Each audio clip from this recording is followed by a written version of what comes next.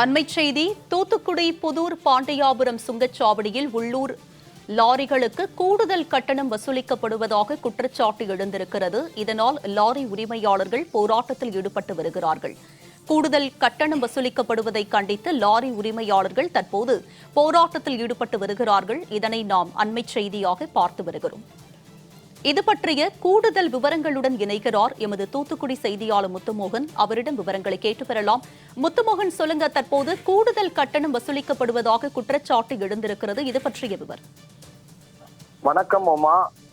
தூத்துக்குடியில் உள்ளூர் லாரிகளுக்கு புதூர் பாண்டியாபுரம் சுங்கச்சாவடி நிர்வாகம் திடீரென்று கூடுதல் கட்டணம் வசூலிப்பதை கண்டித்து லாரி உரிமையாளர்கள் சுங்கச்சாவடி முன்பு மறியல் போராட்டத்தில் ஈடுபட்டு வருவதால் சுமார் 1 மணி நேரமாக அந்த பகுதியில் கடும் போக்குவரத்து பாதிக்கப்பட்டுள்ளது.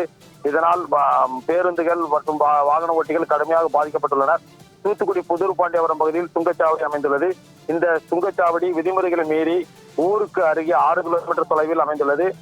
16 கிலோமீட்டர் தொலைவில் சுங்கச்சாவடி இருக்க வேண்டும் என்ற விதிகளை மீறி ஊருக்கு அருகே அமைந்துள்ளது. இதைத் தொடர்ந்து இந்த சுங்கச்சாவடி அகற்ற வேண்டும் என்பது இங்குள்ள லாரி உரிமையாளர்கள் பொதுமக்களின் கோரிக்கையாக இருந்தது.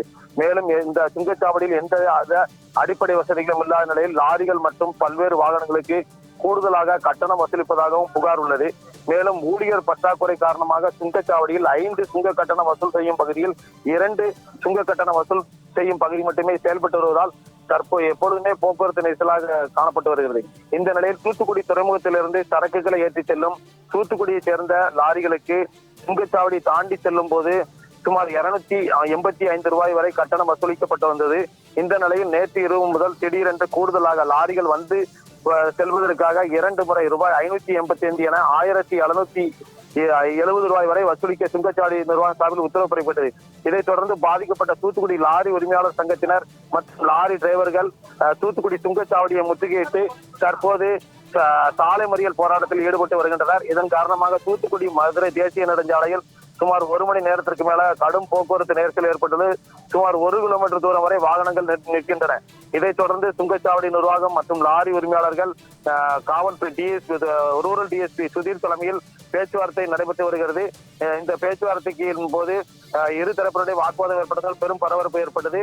இந்த பேச்சுவார்த்தையில் சுமூக முடிவு ஏற்பட்டதை தொடர்ந்து மறியல் போராட்டம் தற்போது விலக்கிக் கொள்ளப்பட்டு போக்குவரத்து சரி செய்யப்பட்டு வாகனங்கள் செல்கின்றன. உமா,